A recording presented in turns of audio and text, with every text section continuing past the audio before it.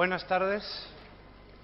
Estamos contentos de llegar hasta aquí, sanos y salvos, después del esfuerzo que estamos haciendo con todo cariño de presentar a la Iglesia de qué va esto del diseño inteligente. Vuelvo a repetir, el diseño inteligente no es un movimiento denominacional, no se corresponde con ninguna iglesia en particular, es un movimiento independiente que está llegando a la conclusión de que la naturaleza ha sido diseñada y quiere trabajar siguiendo las reglas de juego de la ciencia para mostrar una alternativa a la teoría de la evolución. No es más que otra teoría que trata, de alguna forma, de mostrar que la naturaleza ha sido diseñada. Ellos presentan argumentos, varios argumentos. Es difícil en un tema mostrar los argumentos del diseño inteligente.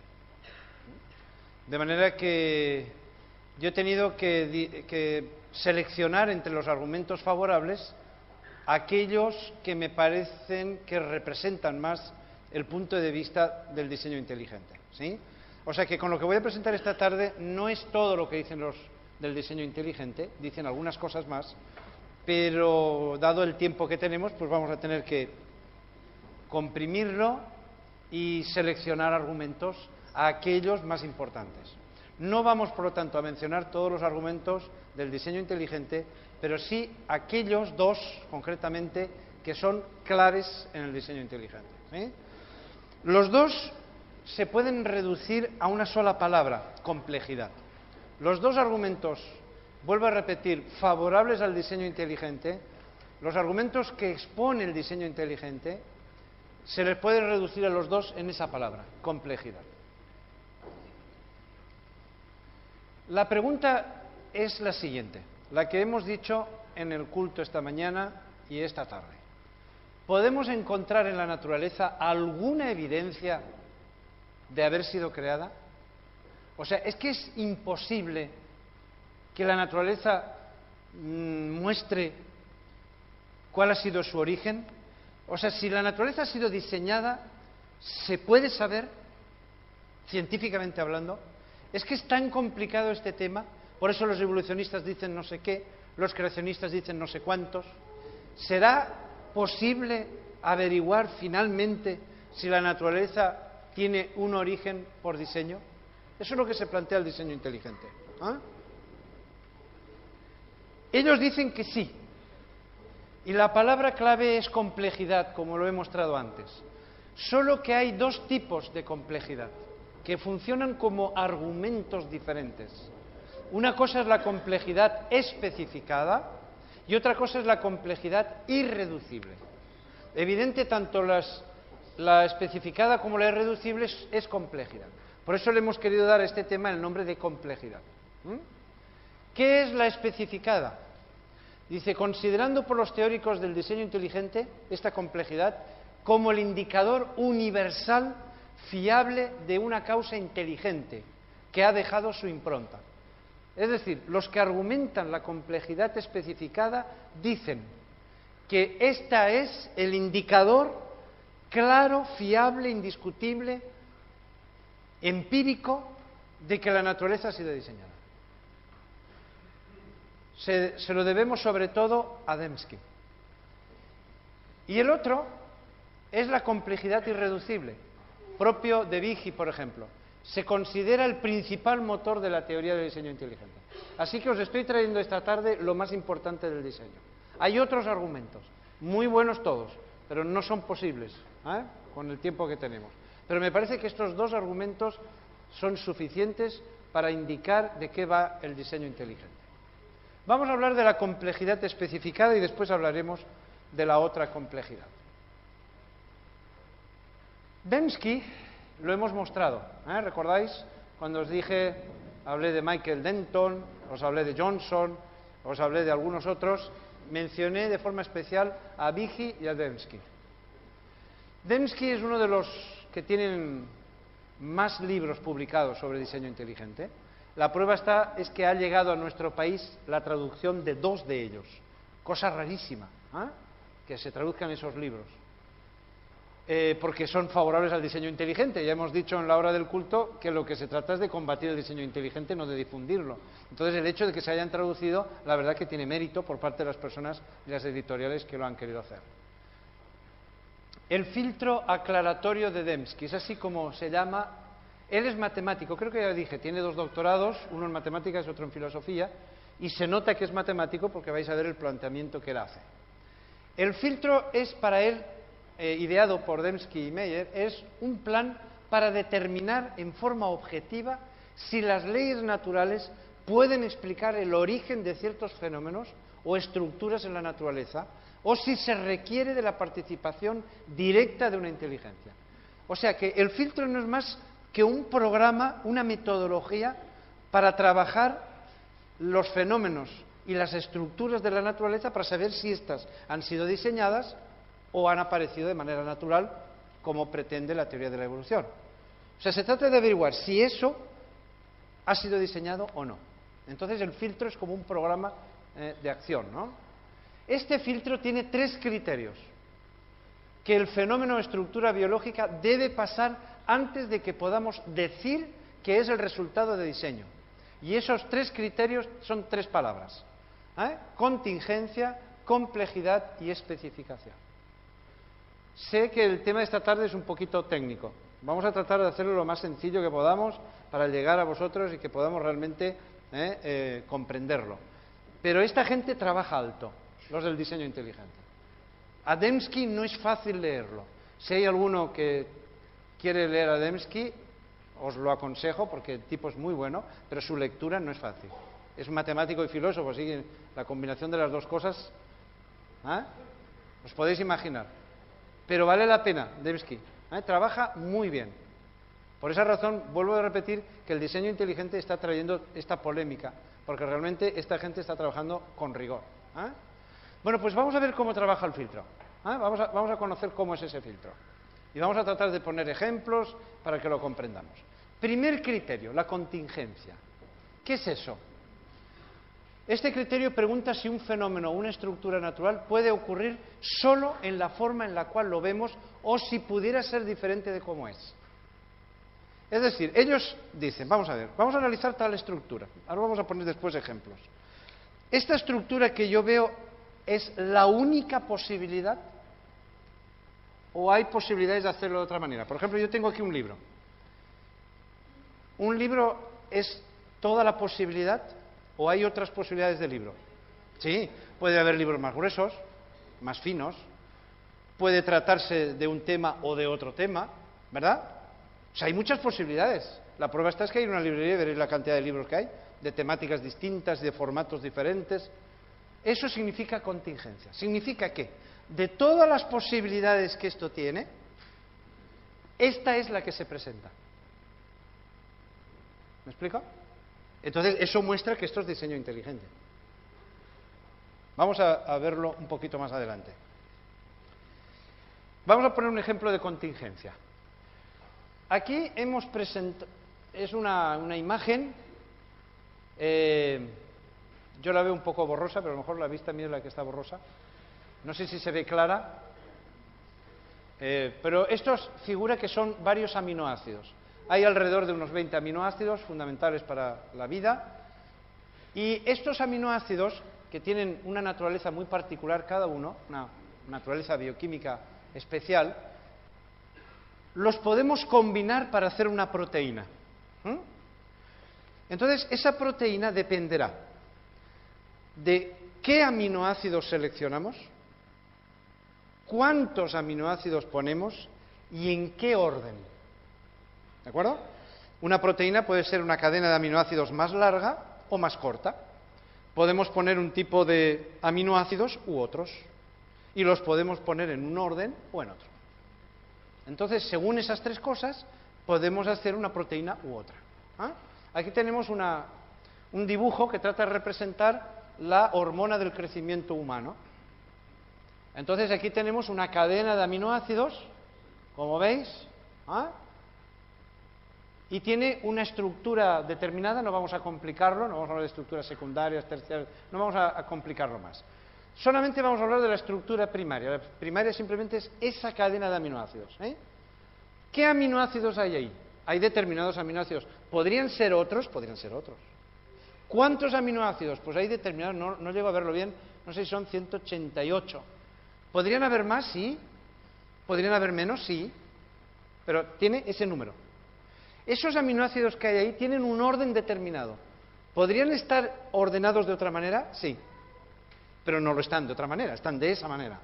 Eso significa la contingencia. ¿Se ve? Es decir, cuando yo contemplo la hormona del crecimiento, veo que hay una estructura determinada de las muchas que podría tener, pero tiene esa, no otra. ¿Sí? Este libro está compuesto de letras y de palabras. ¿Esas letras y palabras podrían tener otro orden? Sí, y entonces en lugar de tratarse sobre este tema, se trataría de otro. Eso significa la contingencia, que de muchas posibilidades hay una en concreto. Eso implica inteligencia. ¿Sí? Bueno, vamos a ver esto un poquito después, cuando lo resumamos. Vamos al segundo criterio, el de la complejidad. El objeto no es tan simple como para que pueda ser explicado por azar. Sabéis que la evolución está basada en el azar. Sino que debe ser lo suficientemente complejo como para justificar el invocar diseño. Es decir, si no es muy complejo, podemos pensar que el azar lo ha construido. Es decir, se ha producido como se podía no haber producido. Dembski basa su definición de complejidad en la probabilidad estadística de la existencia del fenómeno. Lo vamos a ver mejor en la siguiente diapositiva. La complejidad de alguna manera es una forma de probabilidad. ¿Sí? Si consideramos una cerradura con clave, vamos a poner ejemplos todos los que podamos para entenderlo, cuantas más posibles combinaciones tenga la clave, más complejo es el mecanismo, ¿no? Y como consecuencia, más improbable es que éste pueda ser abierto por azar, ¿no? Cuanto más números tenga esa clave, el sistema es más complejo y es más difícil que sea por azar. Y es muy difícil, además, abrirlo por azar. Porque si tiene muchos dígitos, uno, para conseguir abrir esa cerradura probando combinaciones, hay muchísimas combinaciones. Y es muy difícil que des justo con la que corresponde. ¿Se entiende? Entonces, cuanto más números, más complejo es el sistema. Bueno, la complejidad y la probabilidad, por lo tanto, varían inversamente. Cuanta más grande sea la complejidad, más pequeña es la probabilidad.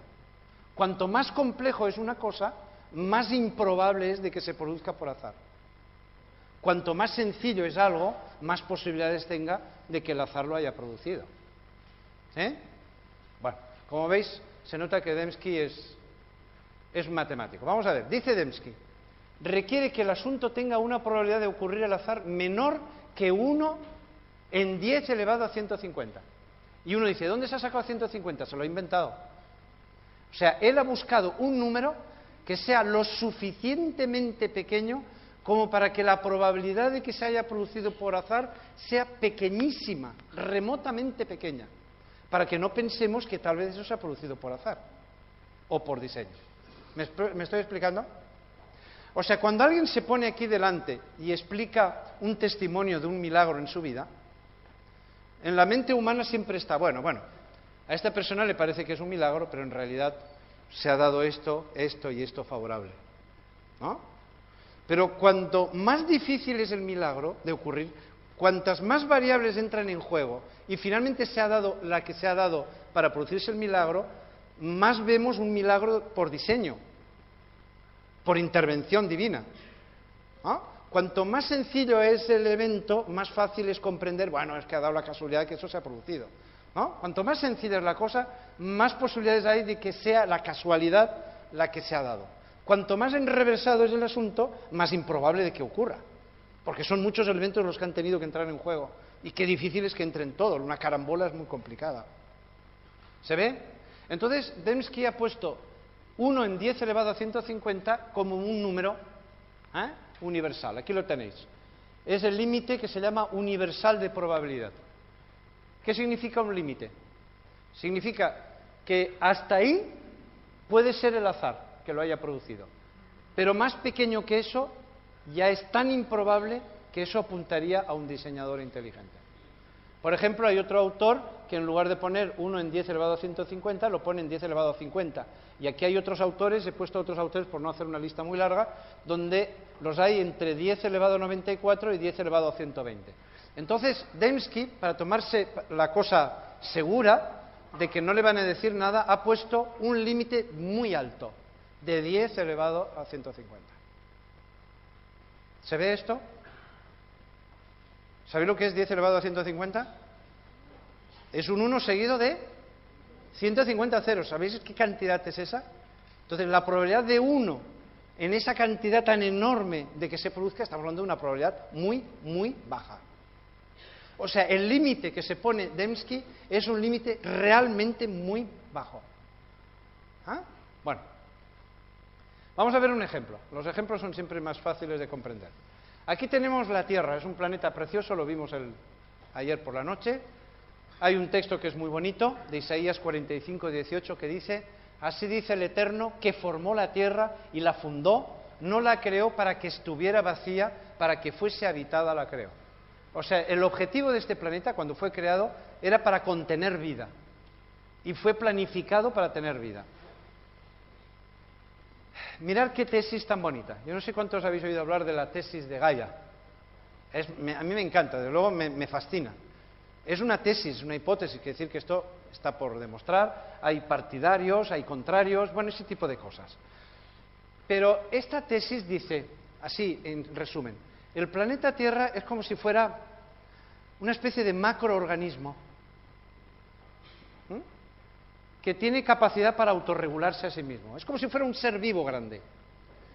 Y todo lo que tiene dentro es como si fuera el cuerpo humano. Tiene sus células, que seríamos nosotros, los seres vivos, y tiene sus sistemas, y tiene su capacidad para autorregularse. O sea, el planeta es un planeta vivo.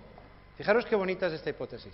Es un planeta vivo, que parece mentira que podamos hablar de un planeta de esto, ¿no? Porque es inerte, es material, no podemos decir que un planeta tiene vida. Tiene seres vivos, pero él como planeta. Pero es muy interesante esta hipótesis. Bueno, pero para que podamos hablar de eso, tendríamos que hablar del principio antrópico o incluso el ajuste fino. ¿Qué quiere decir? Que para que este planeta tenga vida, tienen que darse muchas características a favor para que pueda apuntar a la vida. O sea, para que aquí estemos nosotros, hay muchas variables que tienen que darse favorables a la vida. Y esto es muy importante. Vamos a ver algunas de esas características. La estrella. No sé si habéis pensado alguna vez en nuestra estrella, el Sol. Es una fuente de energía, por lo tanto esa energía se manifiesta como luz, calor, de forma mecánica. Nosotros somos máquinas que vamos a energía solar. Eso es nuestro combustible. Y cuando comemos estamos poniéndole gasolina al motor. Y esa gasolina nos viene de la estrella, que es el Sol. Pero cuidado, tenemos que vigilar el tamaño del Sol, tenemos que vigilar el color y tenemos que vigilar la distancia.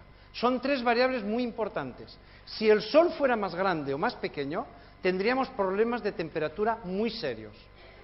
Si el Sol, en lugar de ser una estrella anaranjada, amarillenta anaranjada, fuera una estrella roja, nos enfriábamos de calor. O sea, de falta de calor, quiero decir. Porque la estrella hacia el rojo es una estrella fría. Si la estrella fuera amarilla o fuera blanca, azul, calentaría mucho más. Entonces no da igual el color que tenga la estrella. Simplemente nuestra estrella, el Sol, con el tamaño que tiene, se convirtiera en estrella blanca, aquí no aguantaríamos el calor. Simplemente la misma estrella que de un momento a otro se vuelve blanca, el calor que emitiría haría imposible la vida en este planeta. ¿Y qué decimos de la distancia? ¿Sabéis que el Sol está cerca de 150 millones de kilómetros? Si estuviera más cerca o más lejos, problemas. ¡Qué casualidad! Tenemos una estrella de un tamaño mediano, adecuado, tiene un color amarillento anaranjado adecuado y está a una distancia adecuada para la vida. Ya tenéis tres variables a favor. ¿Podría ser el Sol más grande? Sí. ¿Podrías tener otro color? Sí. ¿Podría estar a una distancia distinta? Sí. Pero está a esa. ¿Veis lo de la contingencia? ¿Podría darse otras posibilidades? Sí, pero se ha dado esta. Eso ya apunta a un diseño inteligente. Justo se ha dado esa, que es la que hace falta. De todas las posibilidades, se da esa que hace falta. ¿Se ve? ¿Se entiende? La complejidad. ¿Qué significa la complejidad? Que hay muchas variables que entran en juego. Vamos a ver alguna más. El planeta. Movimiento de rotación. ¿Habéis pensado en el movimiento de rotación? El movimiento de rotación es el responsable del día de 24 horas. ¿Qué pasaría si el planeta girara más lento como Júpiter? 16 horas en un día. Mal. Porque de día el Sol subiría las temperaturas y de noche las bajaría mucho. Porque el día y la noche serían muy largos o muy cortos. Si el planeta gira muy deprisa como Júpiter, días y noches cortos. Si, como por ejemplo Venus, el planeta gira muy lento, días y noches largos. ¿Veis lo que estoy queriendo decir? O sea, el movimiento de rotación es el que marca la duración del día. Si el movimiento de rotación es muy rápido, el día es corto. Si es muy largo, o sea, si es muy lento, perdón, el movimiento de rotación, si es muy lento, el día es largo. Y eso trae consecuencias. Esa es otra variable. El día de 24 horas es adecuado. Otra variable. La atmósfera es filtradora, ¿sí o no? Filtra los rayos solares. El Sol emite muchas radiaciones. Unas son buenas y otras son malas. Por ejemplo, emite rayos X y rayos gamma. ¿Son malos para la vida? La atmósfera los filtra. Emite ondas visibles, la luz visible que se llama. ¿La necesitamos? Y tanto, pasa. Los rayos ultravioleta que emite el Sol, ¿son buenos para la vida? Sí, pero cuidado, porque son radiaciones muy energéticas. ¿Sabéis cuánto pasa? 1/3. Si pasara más, la temperatura se elevaría. Aunque tuviéramos un Sol maravilloso de tamaño, de color, la distancia, todo lo que queráis, el movimiento de rotación, solamente que nos fallara eso ya tendría problema la vida. Es otra variable. ¿Tiene oxígeno? ¿Hace falta para la vida el oxígeno? Sí. ¿Qué pasaría si nuestra atmósfera no tuviera oxígeno? Problemas.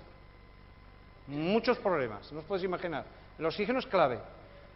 Pero nuestra atmósfera tiene una cierta proporción de oxígeno. ¿Qué pasaría si tuviéramos 60% de oxígeno? Sería un desastre. Algunos dicen, no, como el oxígeno es bueno, cuanto más oxígeno mejor. Cuidado, cuidado.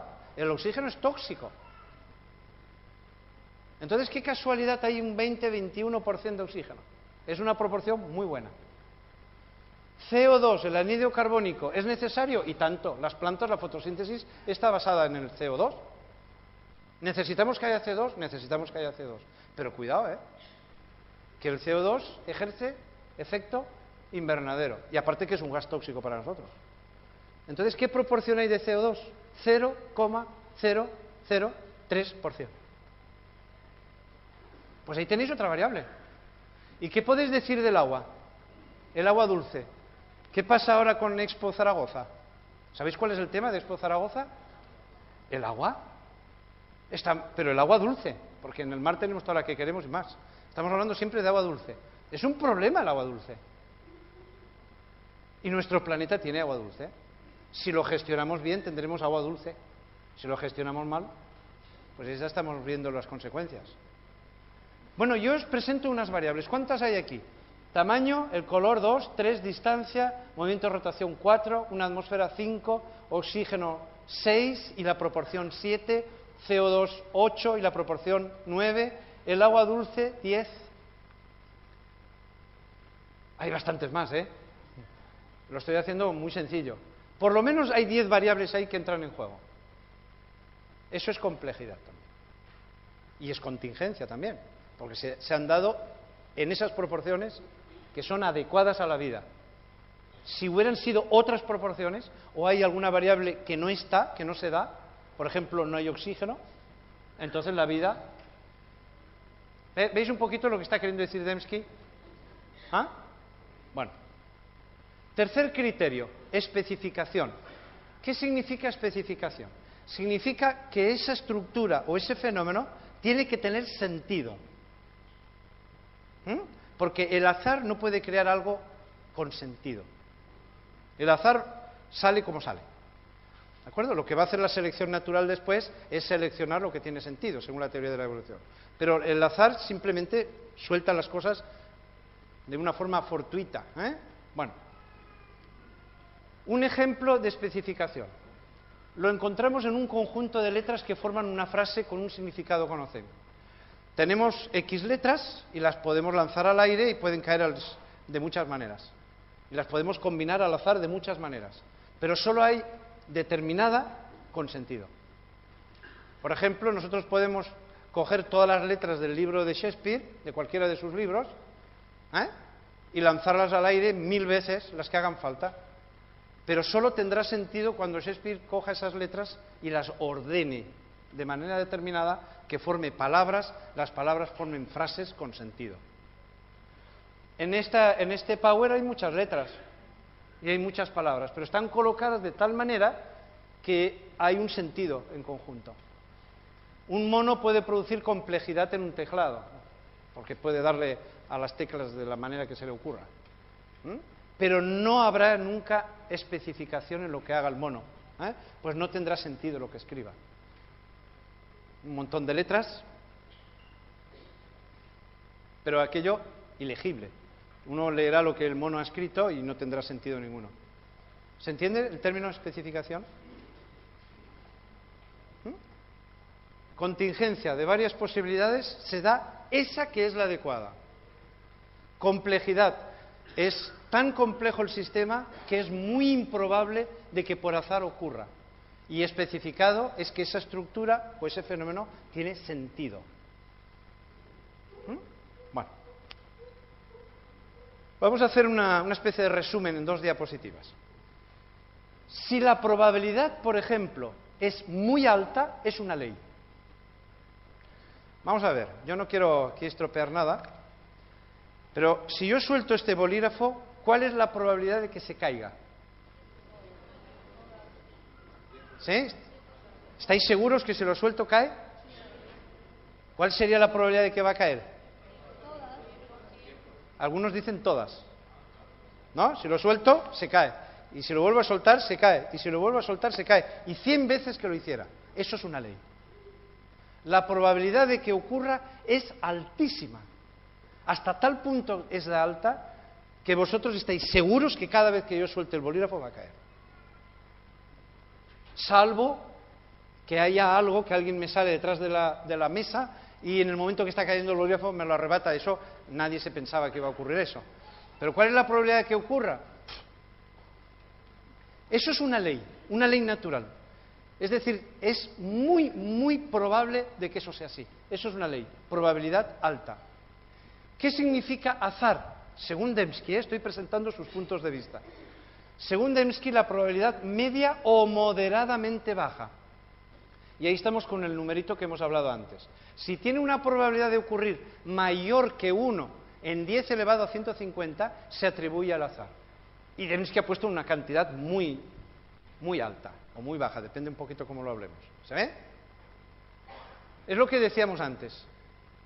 Si es un fenómeno que tiene posibilidades de que ocurra por azar, pues eso significa que es muy probable de que ocurra. ¿Vamos bien? ¿Hasta aquí? Diseño inteligente. ¿Cuándo será diseño inteligente? Cuando la probabilidad de que ocurra sea muy baja.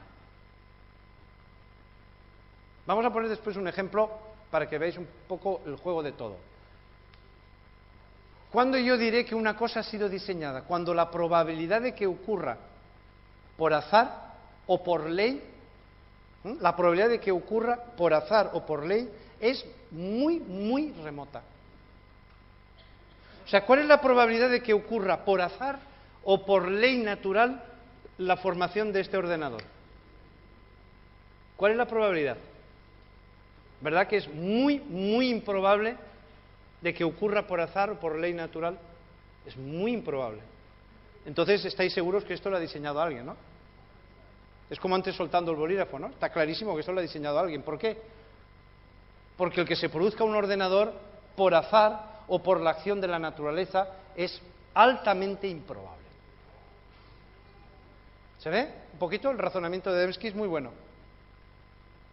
Entonces, cuando abramos ahora la página de la naturaleza y veamos ejemplos, vamos a ver eso en funcionamiento. Porque con el ordenador no tenemos problemas. ¿Pero por qué tenemos problemas con la naturaleza? ¿Ah? Vamos a hacer la segunda diapositiva del resumen. Yo presento, si queréis, esa hormona del crecimiento humano. Vamos a poner ese ejemplo. O si queréis, la Tierra, Gaia. Hay contingencia Es decir, hay muchas posibilidades en los aminoácidos de mezclarlos, ¿sí? ¿No? Hemos dicho que depende del número de aminoácidos que pongamos, en qué orden los pongamos y qué aminoácidos pongamos. Sí, puede ser. Tiene muchas posibilidades. Pero entre ellas hay una, que es la hormona del crecimiento. La hormona del crecimiento humano es una posibilidad entre muchas. Eso es contingente. Alguien ha tenido que pensar que esos aminoácidos tienen que estar ahí, en ese orden y en esa cantidad. ¿Se ve? Es contingente. Sí. Ahora preguntamos el segundo criterio. ¿Es complejo? Si no es complejo, quiere decir que se ha producido por azar. Pero si es complejo, es decir, si es altamente improbable de que se produzca por azar, entonces, si decimos sí, pasamos al siguiente estrato. ¿Se ve? ¿Es contingente? Sí. ¿Es complejo? Sí. ¿Es especificado? Sí. Entonces es diseño. ¿Se ve? En el caso de la hormona, en la hormona del crecimiento, ¿es contingente? Sí, porque hay muchas posibilidades de poner unos aminoácidos o otros en una orden. Sí. Bueno. ¿Es complejo? Sí. Muy compleja es la hormona del crecimiento. Porque no solamente está la estructura primaria que he puesto, tendríamos que hablar de otras estructuras que tienen. Todo eso se repliega de determinada manera. Una hormona es una molécula muy compleja. Así que eso no puede producirse por azar, o difícilmente es producible por azar. ¿Es especificada? Sí. ¿Tiene sentido la hormona del crecimiento? ¿Tiene sentido? Sí. Porque tiene una función concreta, específica. ¿Se ve un poquito este sistema de Dembski? Entonces él se va a la naturaleza y busca ejemplos y empieza a preguntar, ¿es contingente? Si lo es, vamos adelante a la siguiente pregunta. ¿Es complejo? Sí. Si va a la siguiente pregunta, ¿es especificado? Sí. Entonces eso es diseño. ¿Veis un poquito cómo se manejan desde el punto de vista científico? Vamos a definir un poquito esto. Complejo, en resumen, cuando está formado por varios elementos y no es tan simple como para que pueda ser explicado por azar. Y es irreducible cuando no tiene función a menos que esté completo. Es decir, vamos a hablar ahora de la complejidad irreducible. ¿Qué es complejo? Que está formado por varios elementos. Lo suficientemente complejo como para que el azar no lo produzca. ¿Qué significa que es irreducible? Significa que no puede faltar ninguno de esos elementos, si no, el sistema no funciona. ¿Se ve un poquito esto?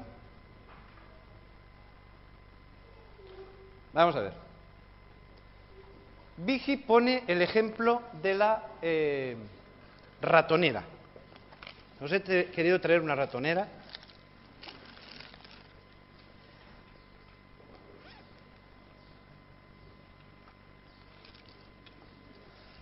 Es un sistema muy simple, ¿no? Estas ratoneras las habréis visto alguna vez, ¿no? Es una trampa muy sencillita, tiene unos elementos muy sencillos también, y es una máquina muy simple.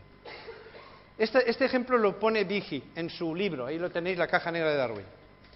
Y él dice el siguiente, vamos a ver, ¿eso es un sistema complejo? Sí, ¿no? Está formado por 5 elementos, pero es un sistema que tiene un cierto grado de complejidad. Aquí hay un resorte, aquí hay un seguro, una plataforma, en este caso es de madera, hay una barra de metal, hay una serie de artilugios, 5 elementos creo que hay, que conforman la ratonera. Y ahora Vigi hace la siguiente pregunta. ¿Puede faltar alguno de estos elementos? ¿Podemos sacar uno solo?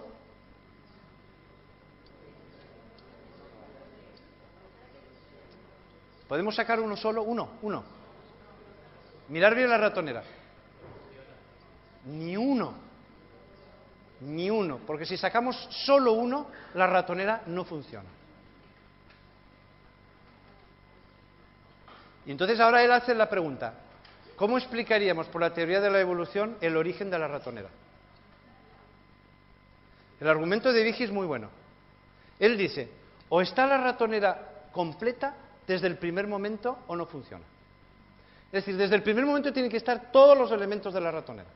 Porque solo uno que falte, la ratonera no funciona. Si la ratonera no funciona, por selección natural, ¿cómo podría llegar a originarse? Porque la selección natural selecciona lo que es beneficioso, no selecciona lo que es perjudicial. Entonces, ¿qué pasa? Si falta uno, la ratonera no anda. ¿Para qué la selección va a seleccionar a 4 elementos que no tienen ninguna utilidad? ¿Cuándo la selección natural va a seleccionar la ratonera? Cuando estén todos los elementos. Entonces tendremos el sistema completo. Pero es que entonces ya tendremos una ratonera. ¿Se ve un poquito lo que estoy tratando de decir? Por eso él le llama complejidad irreducible. Es decir, esa complejidad no solamente tiene que ser todo lo que hemos dicho de contingente, improbable y especificada, todo esto está muy bien, pero es que además tiene que ser irreducible. ¿Veis cómo le dan vueltas los del diseño inteligente? No se lo ponen fáciles a sí mismo. Dicen, señores, yo tengo que reconocer en la naturaleza que hay diseño inteligente, pero lo tengo que hacer por el método científico y tengo que hacerlo con rigor y lo voy a trabajar con todo el rigor que haga falta. Por esa razón, Dembski añade esos 3 criterios que él llama el filtro aclaratorio, pero ahora Vighi le añade un 4º criterio, que es el criterio de irreducible. Así que para que un científico del diseño inteligente diga que tal o cual cosa de la naturaleza ha sido diseñado, al menos tienen que darse esos 4 criterios. Tiene que ser contingente, tiene que ser complejo, es decir, altamente improbable que ocurra por azar, tiene que tener sentido, tiene que ser especificado, y finalmente tiene que ser irreducible. No puede faltar ningún elemento, porque si falta uno el sistema no funciona. ¿Y sabéis qué han hecho? A buscar en la naturaleza ejemplos de que eso es así. ¿Qué pasaría, para complicarlo más, si la base fuera de papel? Imaginaros que en lugar de ser de madera, como en esta trampa, imaginaros que fuera de papel. No tendría esto, no habría manera. Dice que la trampa se desarmaría. Esto lo está diciendo Michael Vighi. Si el cepo fuera demasiado pesado, rompería el resorte. ¿Y si el resorte estuviera flojo? No movería el cepo. ¿Y si la barra fuera demasiado corta? No llegaría al seguro. ¿Y si el seguro fuera demasiado grande? No se activaría en el momento indicado. 5º criterio. No solamente tiene que ser irreducible, es decir, que todos los elementos de la ratonera estén presentes, porque uno solo que falte no anda, sino que cada uno tiene que ser como tiene que ser para que el sistema funcione. Es decir, cada pieza que lo constituye tiene que tener la naturaleza física, la forma, el tamaño, etcétera, que sea idóneo para el conjunto. Porque la lista él la hace más larga. Yo es que ya no me cabía más en la diapositiva y ya dejé de poner cosas. Pero él dice, ¿y si fuera así? ¿Y si pasara lo otro? ¿Y si ocurriera tal cosa? Al final uno llega a la conclusión que la ratonera tiene que ser como es desde el primer momento para que ande y funcione. ¿Veis que son exigentes? Son muy exigentes. Es decir, nosotros tenemos que buscar en la naturaleza ejemplos donde se dé todas estas cosas. Si encontramos ejemplos donde se dé todo esto, estamos ante un diseño inteligente. Porque eso no puede haber venido por selección natural y por azar. Bueno, a mí me parece que son geniales esta gente.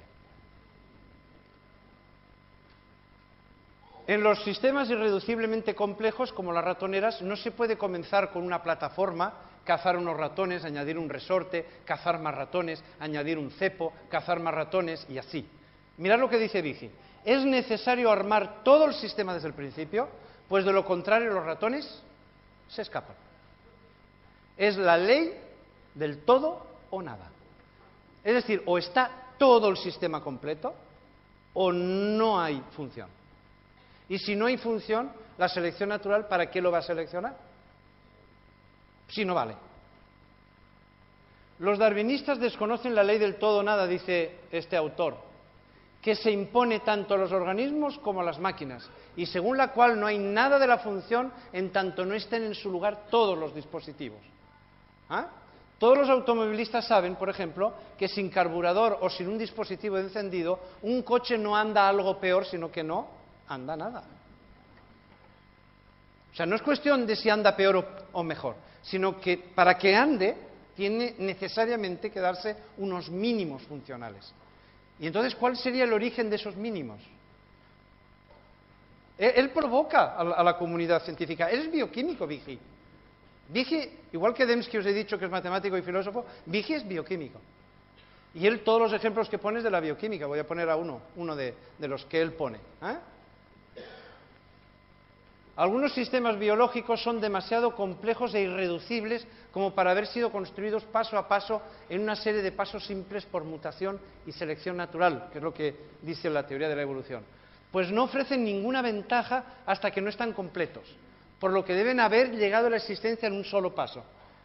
Es decir, él llega a la conclusión de que este sistema bioquímico o está completo desde el primer momento o no es posible. Porque ¿qué mutación tendría que generarse para que de un solo paso se generara? Bueno, como no es razonable que un sistema complejo surja en forma natural en un solo paso, la única explicación razonable es que fue creado y ensamblado de una sola vez por un diseñador inteligente. ¿Es razonable esto?, dice él. No estoy diciendo cosas tan extrañas. Vamos a poner un ejemplo que pone él. Los que son de ciencias me van a entender mucho mejor, ¿no? Los que son de medicina y biólogos, etc. O los que hayan hecho bachiller y hayan estudiado biología. La célula es una maravilla. ¿Sabéis? Para Behe es la caja negra de Darwin. El título de la caja negra de Darwin hace alusión a la célula. Es decir, Behe lo que dice es que en la época de Darwin no se sabía nada sobre la célula. Él dice, es que había un desconocimiento muy grande de la célula. Entonces Behe dice, ahora que sabemos mucho sobre la célula, por eso dice abrir la caja negra de Darwin, nos estamos dando cuenta que hay unos mecanismos que son impresionantes. Bueno, entonces hay muchos orgánulos celulares de los que podríamos hablar. Y tenemos el núcleo, y ahí hay una serie de orgánulos celulares interesantes, pero vamos a hablar de estos solamente, de las mitocondrias. Aquí tenéis la fotografía de una mitocondria. Mirar el tinglao de funciones de una mitocondria. Mirad, ya os he dicho en alguna ocasión que he sido profesor de biología muchos años. Cuando yo me metía en bachiller a explicar, en bachiller de ahora, el anterior COU, cuando yo me metía en biología a explicar esto, yo tenía que preparar psicológicamente antes a mis alumnos. Ellos no se daban cuenta, pero había todo un proceso. Bueno, animémonos, es una cosa que tal, no os preocupéis, ya veréis cómo se puede aprender, aunque os parezca que no sé qué. Porque es un tinglado inmenso. Tiemblan los profesores porque explicar esto, y tiemblan los alumnos cuando tienen que estudiarse ese tipo de cosas, ¿no? Esto es un esquema súper sencillo de divulgación general elemental, ¿vale? Pero imaginaros lo que hay ahí, El metabolismo, estamos hablando de caminos, vías metabólicas. Ahí arriba, por ejemplo, tenemos los aminoácidos que se han obtenido de la digestión de las proteínas, tenemos los monosacáridos que hemos obtenido de la digestión de los azúcares, ahí tenemos los ácidos grasos y glicerina que hemos obtenido de la digestión de los lípidos. Y a partir de ahí hay una serie de procesos que se hacen fuera de la mitocondria, como en el caso de la glicólisis, que convierte, por ejemplo, los monosacáridos en ácido pirúvico.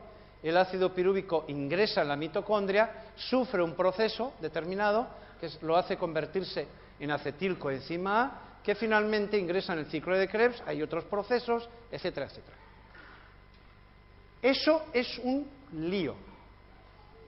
Estudiarlo, imaginarlo diseñado. Para diseñar eso, si para estudiarlo es complejo, imaginaros para hacerlo. Para que tengáis una idea, ahí donde pone glicólisis, vamos a poner una diapositiva de glicólisis. Ahí donde pone ciclo de Krebs, vamos a poner otra diapositiva. Y aquí donde está esto, que es la cadena de transporte electrónico, vamos a poner otra diapositiva. O sea, vamos a poner 3 ejemplos de todo lo que ocurre en la mitocondria y en el exterior de la mitocondria. Solo para que tengáis una idea de lo que estamos hablando. Esto de aquí es lo que hemos puesto antes en la palabrita esa de glicólisis. Este es el proceso que está explicado de 3 maneras, a nivel más molecular, más hormonal, etcétera, enzimático. Mirad, aquí hay una palabrita que es glucosa, el azúcar que comemos. Ese azúcar tiene que actuar sobre él una enzima determinada, puntual, que solo trabaja para ese paso. Las enzimas son específicas. Y una vez tenemos la glucosa en glucosa 6-fosfato, entonces tiene que intervenir otra enzima distinta, también específica para ese paso, que convierte la glucosa 6-fosfato en fructosa 6-fosfato. Pero ahora la fructosa es atacada por otra enzima que no tiene nada que ver con las dos anteriores, para transformar la fructosa 6-fosfato en una fructosa 1,6-difosfato, que es distinto. Y luego otra enzima, y otra enzima, y otra enzima, y otra enzima, hasta que se convierte en ácido pirúvico o piruvato. Ahí tenéis todo un equipo. ¿Cuántas? 1, 2, 3, 4, 5, 6, 7, 8, 9. Ese equipo tiene que estar, dice Vigi, desde el primer momento. Si no, nos morimos de hambre. Y no es posible la vida. O sea, para que el azúcar que comamos lo convirtamos en energía, que nos permite que el corazón lata y podamos movernos y estar vivos, para que eso ocurra, solamente en la palabrita glicólisis hay todo un equipo de enzimas que tiene que estar presente, completo, como la ratonera, completo. No podemos sacar de ahí ni un solo enzima, si no el sistema se bloquea. Y si se bloquea, se acabó la vida. Esto es muy serio esto. Ciclo de Krebs, ¿recordáis? La otra palabrita. Ahí tenéis, el ciclo de Krebs. Es un conjunto de reacciones químicas muy complejo también, donde hay una serie de enzimas que tienen que estar. Ahí tenéis una, otra. Todos esos enzimas tienen que estar. En gris tenéis las enzimas. Esto es las reacciones químicas que se producen, los productos químicos que se generan.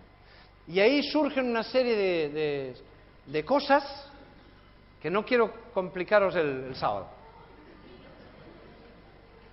Pero eso tiene que estar completo. Es lo que dice Vigi. No es un ejemplo de Antonio Cremades, es un ejemplo de Vigi. Dice, señores, yo soy bioquímico y reto, esa es la palabra que usa, a otros bioquímicos que traten de explicarme por mutación y selección natural el origen de esos sistemas. Porque esos sistemas, vuelvo a repetir, es como la ratonera. O están completos o no van, no funcionan. Y si no funcionan, ¿qué va a hacer la selección natural con un sistema metabólico incompleto? La cadena de transporte electrónico o respiratoria. Mirad las enzimas que hay ahí. Para que se produzca una serie de cosas y finalmente se haga lo que se tiene que hacer, obtener energía. Que para eso comemos el azúcar. Para sacarle al azúcar la energía que las plantas metieron en la fotosíntesis. Las plantas lo que hacen es tomar energía del sol, la embotellan en moléculas y esas moléculas se procesan, como hemos visto, parte en el citoplasma de la célula y la mayor parte en la mitocondria, para obtener la energía solar, que es lo que nos da la vida. Si no, el sol brillaría ahí arriba muy bonito, pero no serviría de nada. Entonces Vigi dice, señores, ¿cómo explicamos el origen de estos sistemas complejos? A ver, ¿por qué procesos de azar y de selección natural podemos explicar el origen de estos sistemas tan complejos? Dice, esto está apuntando a diseño inteligente por todas partes. O sea, la teoría de la evolución no es suficiente para explicar esto. Palabras de Vigi. ¿Cómo puede haber evolucionado la complejidad bioquímica de las vías metabólicas? Las vías metabólicas es eso que hemos estado viendo. El problema de la evolución darwiniana es el siguiente, dice este autor. Si solo el producto final de una complicada vía biosintética se usa en la célula, ¿cómo evolucionó esta vía paso a paso? Las vías metabólicas donde los intermediarios no son útiles presentan graves desafíos a un esquema darwiniano de la evolución. Porque esos sistemas tienen que estar completos desde el primer momento para que funcionen. Entonces, ¿cómo explicar el origen de esos sistemas por evolución? Mirad lo que hace Vigi. Vigi trabaja muy bien. Mirad lo que hace. Vamos a ver, o es que la diapositiva lo he sacado. Aquí está. ¿Qué ha causado la formación de sistemas complejos? Dice, nadie ha explicado esto. Dice, nadie ha explicado en forma detallada y científica cómo la mutación y la selección natural pudieron construir las estructuras complejas e intricadas de la célula. Ninguno de los trabajos publicados, y esto es una revista científica de bioquímica, él se dedicó a estudiar, a mirarse todos los números que salieron desde esa fecha que está ahí escrita, para ver cuántos artículos de esa revista tratan sobre los orígenes de los sistemas biosintéticos, o en general vías metabólicas. Y mirar la conclusión. Durante toda su existencia de esa revista, ha propuesto jamás un modelo, un solo modelo, detallado por el cual un sistema bioquímico complejo podría haber sido producido de manera gradual y darwiniana paso a paso. Él dice, la teoría de la evolución queda muy bonita a nivel general, pero cuando entras a los detalles no explica nada. Es decir, a nivel general queda como muy bonito. Se produce variación por azar, por mutaciones, y finalmente la selección natural, lo que es beneficioso lo selecciona, lo que no lo hace desaparecer, y queda como una historia muy bonita. Pero ahora dice, señores, explicarme el origen de la glicólisis, explicarme el origen del ciclo de Krebs, o de todo el proceso del catabolismo de los glúcidos, explicarme todo esa vía. ¿Cómo podemos explicar el origen de eso? Dice, yo no he encontrado que nadie lo explique. A nivel general, muy bonito, pero cuando entramos en los detalles, ¿cómo explicamos eso? ¿Cómo podemos explicar esas cosas? Y reta a los bioquímicos. Su libro es un reto. Él dice, señores, yo soy un hombre de ciencias y yo he encontrado esto y lo argumento. Yo ahora espero que compañeros bioquímicos que entienden como yo de esta materia, pues me lo critiquen. Porque es así como funciona la ciencia. No nos debemos de asustar por la crítica. La crítica siempre es beneficiosa. Porque si tienen razón, tienen la oportunidad de cambiar. Y si no tienen razón, tienen la posibilidad de explicarte. Entonces, Vigi dice, señores, ¿este es mi planteamiento? Pues, a ver, contarme si os parece bien, mal, criticarme, juzgar. ¿Tengo razón, no tengo razón? ¿Por qué no tengo razón? ¿Ah? Bueno, es muy interesante. Así que este autor francés, Georges Salet, dice, no hay más remedio que admitir que la inteligencia es anterior a la vida. Según la teoría de la evolución, la inteligencia es producto de la evolución. Y este autor dice, señores, cuando vemos este tipo de cosas, tendremos que reconocer de una vez por todas que la inteligencia está antes de la vida. Es decir, alguien ha tenido que pensar estos sistemas. ¿Ah? Bueno, vamos a hacer una especie de conclusión. El diseño inteligente es un nuevo paradigma. ¿De acuerdo? El paradigma hemos dicho que es ese marco de referencia sobre el cual se construye la ciencia. El paradigma, digamos, de la ciencia evolucionista es el naturalismo. ¿Qué significa? Que todo lo tenemos que explicar vía natural. O sea, tenemos que encontrar explicaciones naturalistas para cualquier cosa. O sea, el origen de la naturaleza está en la naturaleza misma. Y tenemos que buscar una explicación para eso. Entonces, ¿qué dice el paradigma del diseño inteligente? No, la naturaleza ha sido diseñada. Es decir, alguien ajeno a la naturaleza ha creado la naturaleza. Entonces es otro paradigma. Un paradigma es un sistema de organizar el conocimiento. El diseño inteligente es un nuevo paradigma, alternativo. Por eso os he dicho en la hora del culto, ¿por qué se ha armado tanta gresca en esto? Si los del diseño inteligente lo único que están haciendo es proponiendo otra teoría alternativa a la evolución. Ellos están diciendo, señores, a mí me parece, por lo que veo, que el diseño inteligente es una explicación más adecuada que la evolución por selección natural. Es eso todo. Están planteando otra posibilidad de origen de la naturaleza. El diseño inteligente es una hipótesis científica, ¿sí o no? Ya estáis dudando, ¿no? Claro, hemos leído tanto en la hora del culto de que si es religión y no ciencia, que ahora ya no nos atrevemos. ¿Pero por qué no es ciencia? Vamos a ver. La ciencia se propone ¿qué? Estudiar y explicar la naturaleza, ¿de acuerdo? Eso es lo que hacemos, los que hemos hecho ciencia. Pues estudiar la naturaleza para explicarla, para comprenderla. El diseño inteligente debe constituir una parte de la ciencia porque la complejidad especificada, por ejemplo, y lo mismo podría decir irreducible de Vigi, que el diseño inteligente estudia, es identificable a través de toda la naturaleza. ¿O no lo tenemos delante de nuestros ojos eso? Entonces ellos dicen, señores, ¿por qué diseño inteligente no es ciencia? A ver, que me expliquéis por qué no. Como la ciencia debe basarse en el empirismo, ese es el fundamento de la ciencia. El fundamento de la ciencia no es el naturalismo, es el empirismo. El naturalismo ya es un marco de referencia, ya es otra cosa. Como la ciencia debe basarse en el empirismo, la hipótesis del diseño inteligente es científica y es empirista, aunque no sea naturalista. ¿Estoy haciéndome entender? ¿Por qué no es diseño inteligente ciencia? A ver, ¿por qué no es? Y vamos a ver, mirad lo que dice. La respuesta. El resultado de estos esfuerzos acumulativos, dice el propio Vighi, para investigar la célula, para investigar la vida a nivel molecular, es un estridente, claro y penetrante grito de diseño. Señores, yo estoy estudiando esto, dice Vighi, y yo veo diseño, de una manera muy clara. El resultado es tan inequívoco y significativo que se debe calificar, dice él, como uno de los mayores logros en la historia de la ciencia. Si deberíamos estar contentos por esto que estamos viendo. Pero dice él, no hay botellas descorchadas, no hay apretones de manos. ¿Por qué la comunidad científica no abraza ávidamente este asombroso descubrimiento? Dice, ¿por qué está tan molesta la comunidad científica? Ya hemos visto en la hora del culto la reacción que ha habido frente al diseño inteligente.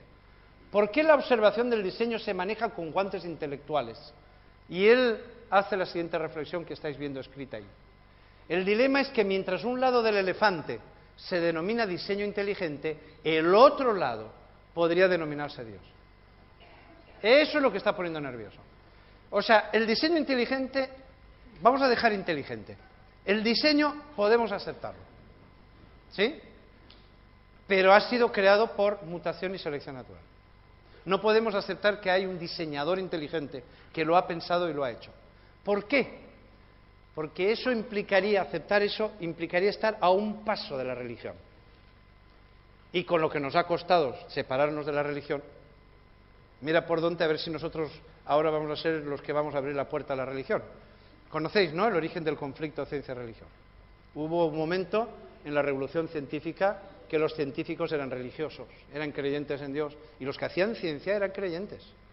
Pero llegó un momento, no vamos a meternos en la historia porque es complejo, donde los científicos se separan de los teólogos, porque no pueden trabajar juntos.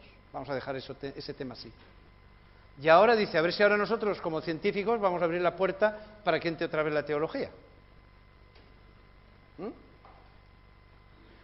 Bueno, vamos a contar una especie de cuento, pero digamos de una tradición, digamos judía. Ahora después vais a ver de dónde viene. Sucedió una vez que vino un no creyente y le preguntó al rabino Akiva, ¿este mundo quién lo ha creado? Y Akiva dice, el santo, bendito sea. El no creyente le dice a Akiva, hazme ver una prueba que lo evidencie. Entonces el rabino le dice, ven mañana, ¿no? Vuelve mañana. Regresó el no creyente al día siguiente y le preguntó a Akiva, ¿qué llevas puesto? Dice, bueno, pues un vestido. ¿Quién lo ha hecho? Dice, pues el tejedor. No te creo, le dice Akiva, muéstrame una prueba que lo evidencie. Evidentemente el no creyente se siente ya molesto, ¿no? Dice, bueno, ¿qué te voy a mostrar? Si es una cosa clara, ¿no? ¿Acaso no sabes de sobra que lo ha hecho el tejedor? Es que es evidente, ¿no? Dice, bueno, y es que tú no sabes que el santo bendito sea creó el mundo, es que no es tan evidente, que eso tiene que haberlo creado alguien. Se marchó el no creyente y le preguntaron aquí a sus discípulos, ¿cuál ha sido la prueba evidente que le has dado? Y entonces ahí tenéis una conclusión, ¿no? Hijos míos, de la misma forma que la casa proclama al constructor, el vestido al tejedor y la puerta al carpintero, así el mundo proclama al santo bendito sea que lo ha creado. ¿Es que es tan difícil eso?